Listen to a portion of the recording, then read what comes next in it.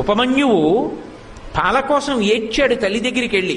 పాపం ఆవిడ మహాపేదరాలు, పిల్లలందరూ ఆవు పాలు తాగుతున్నారు, నువ్వు పేదవాడివి, నీకు తండ్రి లేడు, నీకు పాలు ఎక్కడివిరా అన్నారు.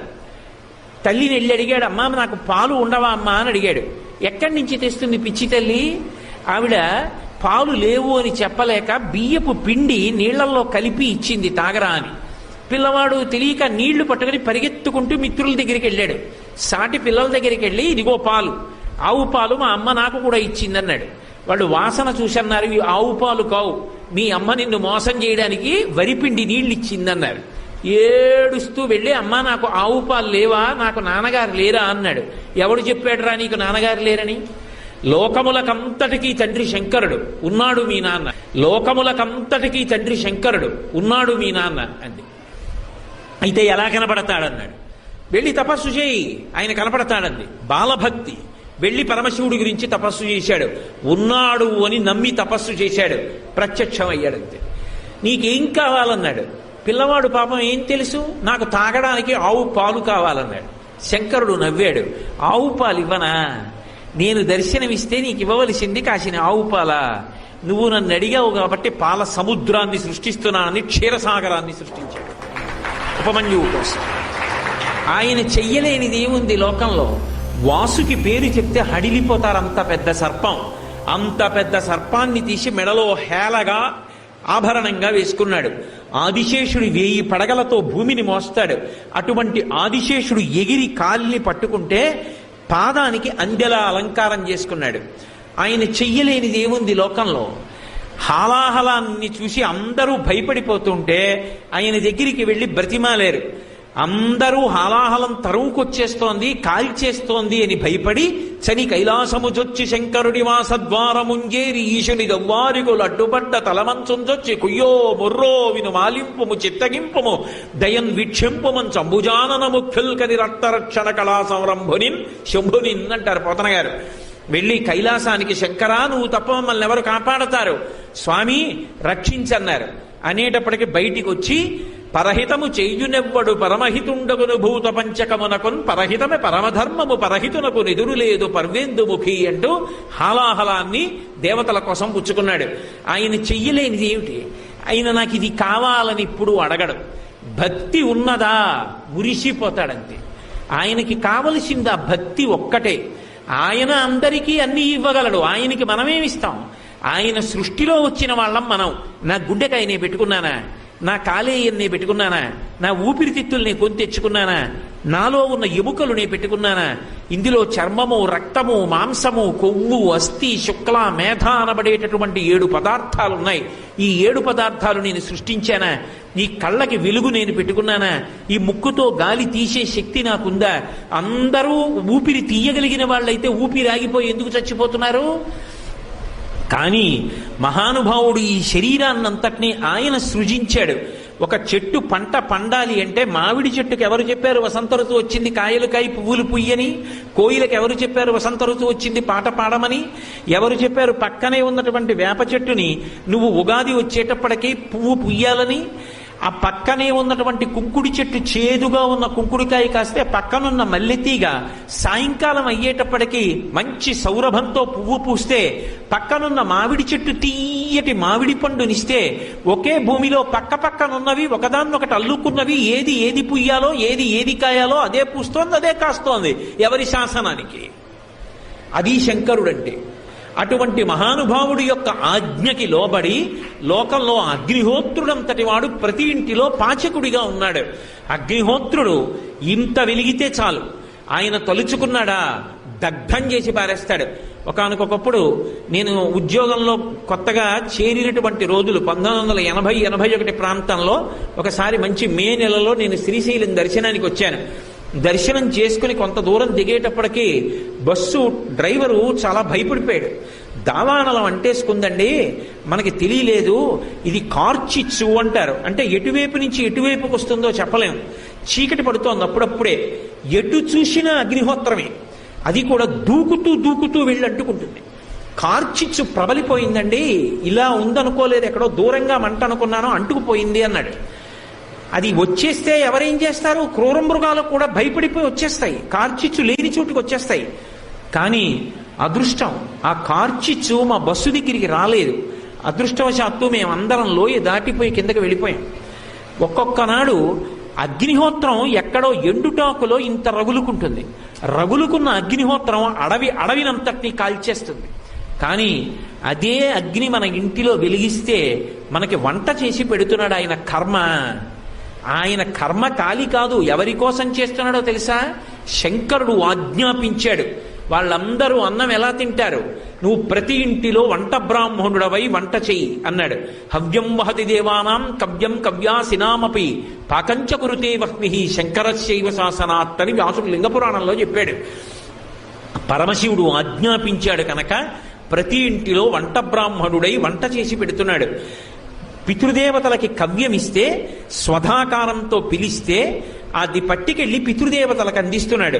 స్వాహాకారంతో యజ్ఞం చేస్తే ఆ హవిస్సుని పట్టికెళ్ళి దేవతలకు అందిస్తున్నాడు. ఈ 3 మహోపకారాలు అగ్ని ఎందుకు చేస్తున్నాడు అంటే, అదిగో శంకరుడి యొక్క శాసనాన్ని అనుసరించి మనందరినీ కాపాడుతున్నాడు. పరమశివుడే అలా ఆజ్ఞాపించి ఉండకపోతే మన బ్రతుకులుంటాయా? ఆయన అంతటి కరుణా సముద్రుడు. ఆయన చెయ్యలేనిది ఏముంటుంది? ఆయన చేష్టితములు చాలా ఆశ్చర్యకరంగా ఉంటాయి. దక్షిణ దేశంలో నందనార్రని ఒక భక్తుడు. ఒకప్పుడు ఆయనకి చిదంబరం వెళ్ళి నటరాజస్వామి దర్శనం చెయ్యాలి అనిపించింది. ఆ నటరాజస్వామి చాలా ఆశ్చర్యంగా ఉంటారు. ఒక్కొక్క చోట నటరాజస్వామి వైభవం చూసి తీరాలి. మధురై దేవాలయంలో ఉండేటటువంటి నటరాజస్వామి వారి భంగిమ చూస్తే బహు ఆశ్చర్యకరంగా ఉంటుంది. అన్ని భంగిమలను నృత్యం చేస్తాడు. ఆ చిదంబరంలో ఉండేటటువంటి నటరాజస్వామి దర్శనం చెయ్యాలనుకున్నాడు. యజమాని దగ్గరికి వెళ్ళి అడిగాడు చీకటి పడుతుండగా, అయ్యా రేపు చిదంబరం వెళ్లాలనుంది, నటరాజస్వామి దర్శనం చెయ్యాలనుంది, నేను వెళతాను, నాకు అనుమతి ఇవ్వండి అని అడిగాడు. ఆయన మహా ఐశ్వర్యవంతుడు, మంచి మదోన్మత్తుడై ఉన్నాడు. ఎందుకు పంపించాలి పాలేరుని?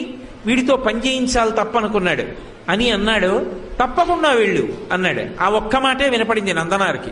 సంతోషపడిపోయాడు. ఆయన అన్నాడు, ఇవాళ రాత్రి మనకున్నటువంటి 500 ఎకరాల పొలాన్ని నాగలి పట్టి దున్ని, విత్తనాలు చల్లి, పంట పండించేయి, కోత కోసేయి, గడ్డి తీసుకెళ్లి వాము వేసేయి, ధాన్యాన్నంతటినీ కూడా దులిపేయి, ధాన్యాన్ని బస్తాలకెత్తేయి, ధాన్యాగారాలకి తీసుకురా, అంతా కూడా శుభ్రంగా సంరక్షణ చేయి, గడ్డివాములు వేసేయి, పంట పొలంలో మళ్ళీ ఎక్కడా ఒక్క గడ్డి పరక లేకుండా తీసేయి, చిదంబరం వెళ్ళిపో అన్నాడు. ఆయనకి ఇవన్నీ వినపడలేదు. ముందు వెళ్ళిపో అన్న మాట వినపడింది. సంతోషపడిపోయాడు. తర్వాత ఇవన్నీ వినపడ్డాయి. అలాగే అన్నాడు. వెళ్ళిపో అన్నాడు కదా అన్న సంతోషంలో గబగబా పొలానికి పరిగెత్తుకొచ్చాడు. కటిక చీకటి, రాత్రి 7-8 అవుతోంది. తెల్లవారేటప్పటికి చిదంబరం వెళ్ళాలని కోరిక. రాత్రంతా నడిస్తే కానీ చిదంబరం వెళ్ళలేడు. రాత్రి 500 ఎకరాల పొలాన్ని దున్ని, పంట వేసి, పంట పండించి, నీరు పెట్టి, కోత కోసి, ధాన్యం దులిపి, బస్తాలకెత్తి, గాజల్లో పోసి, గడ్డి తీసుకెళ్లి, వాము వేసి, పొలం శుభ్రం చేసేసి తాను చిదంబరం వెళ్ళాలి. అవుతుందా? ఒక్కనాటికి అవదానం అర్థమైపోయింది. అయ్యో, చిదంబరం వెళ్ళమన్నాడన్న ఆనందంలో వచ్చేసానే, ఇప్పుడు నేను ఈ చీకట్లో ఈ పొలం ఎలా దున్నుతాననుకున్నాడు. ఒక్కసారి ఆకాశం ఆయన స్వరూపమేగా, పైకి చూశాడు. శివా నరిచి నిన్ను చూడకుండా ఉండలేనయా అని స్పృహ తప్పి పడిపోయాడు. ఆయన తలుచుకుంటే ఒక్కసారి సంకల్పం చేస్తే పంట పండేస్తుంది. కానీ తన భక్తుడు పడవలసిన కష్టం తాను పడాలనుకున్నాడు. కైలాసంలో కొడుకులిద్దరినీ పిలిచాడు. ఒరేయ్ రండి అన్నాడు. విఘ్నేశ్వరుడు, సుబ్రహ్మణ్యుడు, ప్రమదగణాలు, పార్వతీదేవి అందరూ కలిసి భూమి మీదకి వచ్చారు. శంకరుడు స్వయంగా పంచె తీసి పైకి పెట్టి గోచి పోసి కట్టాడు. నాగలి పట్టాడు. ఆయన తలుచుకుంటే ఎంతసేపు భూమి దున్నేశాడు. పార్వతీదేవి విత్తనాలు చల్లింది. విఘ్నేశ్వరుడు కలుపు తీశాడు. సుబ్రహ్మణ్యుడు కోత కోశాడు. పంటంతా పండేసింది. తీసుకెళ్లి ఆ గాదెలో పోసేశారు. గడ్డివాం వేసేశారు. తెల్లవారుతోంది, ఇంకా 2 అవుతోంది. నందుణ్ణి లేపాడు. నందనార్ చిదంబరం వెళ్ళన్నాడు. ఎలా వెళ్ళను? ఎలా పంట అన్నాడు. పండేసింది, చేర్చేశామన్నాడు. నీ యజమానికి చెప్పి వెళ్ళిపో అన్నాడు. గబగబా పరిగెత్తుకుంటూ యజమాని దగ్గరికి వెళ్ళాడు. నువ్వు చెప్పినట్టు పంట పండించానన్నాడు. తెల్లబోయాడు జమీందారు. లేచి వచ్చి చూశాడు. గాదెలో పంట ఉంది, గడ్డివా ఉంది, అన్నీ ఉన్నాయి. అర్థమైంది శివానుగ్రహం అంటే ఏమిటో. నందనార్ కాళ్ళ మీద పడ్డాడు. నీ భక్తి నాకు అర్థమైంది నందుడా, వెళ్ళిపో చిదంబరానికి, నేను కూడా మారిపోయాను, ఇక పైన ఇలా ప్రవర్తించనన్నాడు. చిదంబరం వెళ్ళాడు. అర్చకులు ఆయన పట్ల చాలా కఠినంగా ప్రవర్తించారు. అగ్నిలో ప్రవేశించు, నీకు దేవాలయ ప్రవేశం చేయిస్తా ఉన్నారు. అగ్నిహోత్రాన్ని రగలిస్తే శివుడికి నమస్కారం చేసి అగ్నిలోకి వెళ్ళాడు. అగ్నిహోత్రం పుష్పమాలయ్యి ఆయన మెడలో పడింది. శంకరుడి దగ్గరికి వెళ్ళి నటరాజస్వామిని చూస్తూ ఆనందపడిపోయాడు. ఆ సంతోషంలో చూస్తుండగా నందునిలో ఉన్న తేజస్సు వెళ్ళి నటరాజస్వామి యందు ఐక్యమైపోయింది. కారుణ్యామృతవర్షిణం, ఆయన దయకి హద్దుందా? ఆయన్ని నమ్ముకున్నవాడు పాడవుతాడా? సర్వకాలముల యందు తన భక్తుణ్ణి కాపాడుకుంటూనే ఉంటాడు. అవసరమైతే దెబ్బలు తింటాడు. ఒకప్పుడు తినలా. అర్జునుడు పాశుపతాస్త్రం కోసం వెళ్ళాడు. పాశుపతాస్త్రం ఇచ్చేయడం తేలిక, కానీ పాశుపతాస్త్రం పట్టుకోవాలి అంటే గొప్ప తేజస్సు ఉండాలి. అందుకే తాను అర్జునుణ్ణి కౌగిలించుకోవాలి. దానికి మిష పెట్టి మూకాసురుడన్న పంది మీద బాణం వేసినట్టుగా కావాలని యుద్ధం కల్పించుకొని ఒకళ్ళతో ఒకళ్ళు యుద్ధం చేసుకుంటూ మల్ల యుద్ధం చేసి గట్టిగా పట్టుకుని కింద పడేసి మీద పడేసి గుద్ది తాను గుద్దులు తిని తాను ఆఖరికి అర్జునుడి యొక్క గాంధీవ ప్రహారంతో దెబ్బతిని ఒక్కసారి ఆ అర్జునుణ్ణి అంతసేపు ఒకళ్లతో ఒకళ్ళు కౌగిలించుకుని కింద మీద పడి గుద్దుకున్నారేమో, అటువంటి పరమని శివుని యొక్క శరీరంతో శరీరం కలిసింది కాబట్టి అర్జునుని యొక్క శరీరం వజ్రతుల్యమైపోయి అంత శక్తివంతంగా నిలబడింది కాబట్టి కురుక్షేత్రంలో గెలిచాడు. అడిగితే వరం ఇచ్చాడా? అడగకపోయినా యుద్ధం పేరుతో అర్జునుడితో యుద్ధం చేసి అనుగ్రహించాడు.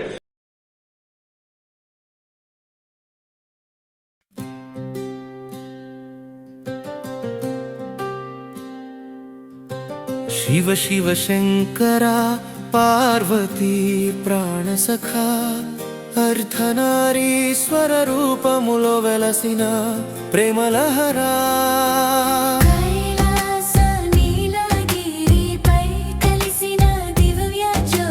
शिव पार्वतुल प्रेमे जगानिकी परममौति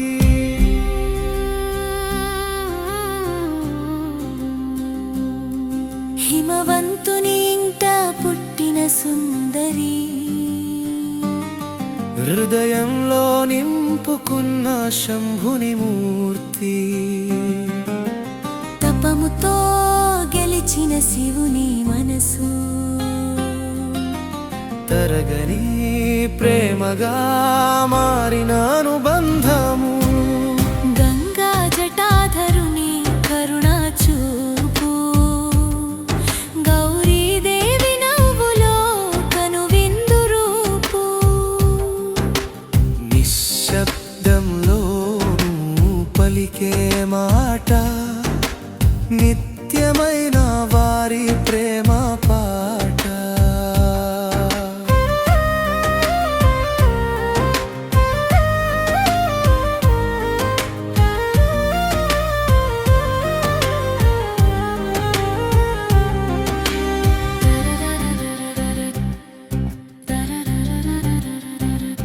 అర్ధాంగిగా నిలిచిన పార్వతి తల్లి, అనురాగమే అయింది వారి కళ్యాణ గల్లి,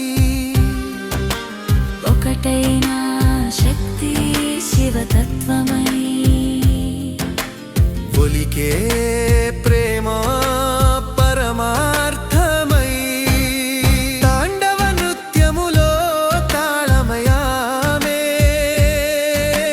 తపస్సు ఫలమై తేజమై ఆయన,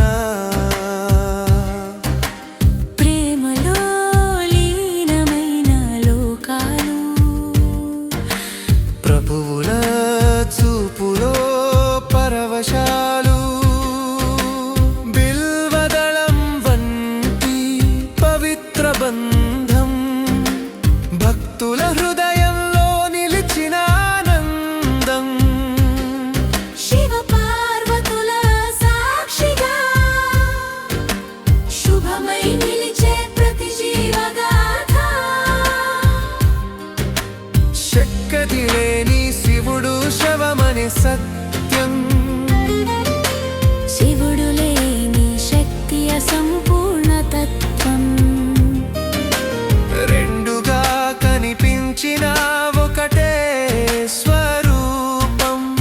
సమయ ప్రేమే వారి రూపా హర హర మహాదేవ గౌరీ శంకరా ప్రేమమూర్తులారా పాహి మాం శంకరా శివ పార్వతుల దివ్య అనురాగం జగమంతా నింపే చైతన్యతే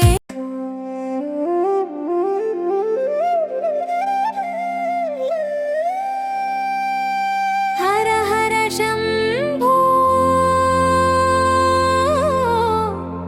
శివ శంకర పార్వతీ రమణ పరమేశ్వర ఓం నమ శివాయ నీ నామమే మా ప్రాణధారము దేవదే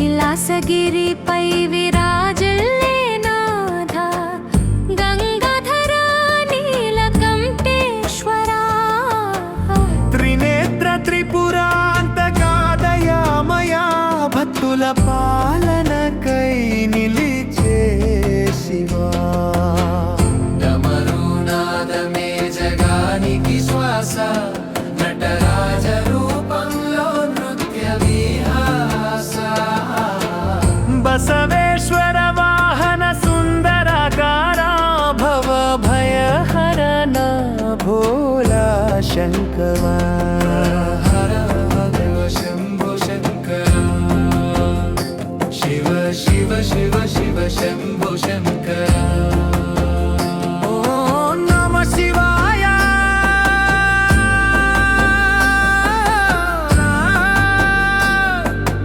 ఓం నమ శివాయ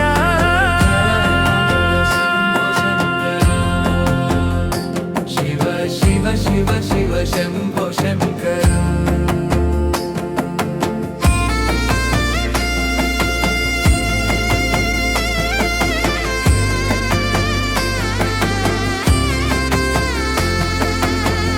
పార్వతి కళ్యాణ వేళ వెలుగులు విరజిల్లగా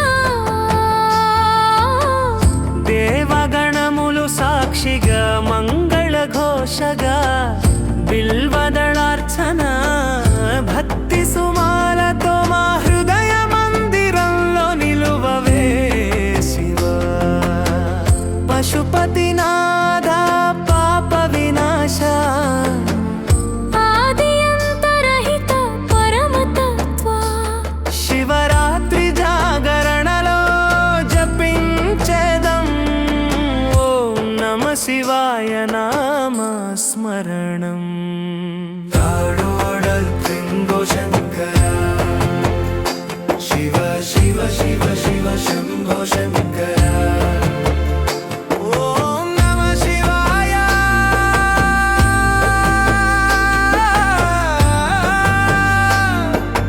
ఓం నమ శివాయ శంభో శంకర శివ శివ శివ శివ శంభో శంకర తాడూరు క్షేత్రంలో మంగళధ్వానము శివ కళ్యాణోత్సవ శోభాయమానము అన్నదానం హరినామ సంకీర్తనం అఖండ దీపాలతో ఆనంద తరంగము భక్తుల కోరికల తీర్చువాడా అనుగ్రహ వరదా ఆశ్రిత వత్సలా నీ కృప కటాక్షమే మా బలమయ్యా శంకర శివ శంకర శంభో మహాదేవా హర హర మహాదేవ శంభో శంకర శివ శివ శివ శివ శంభో శంకర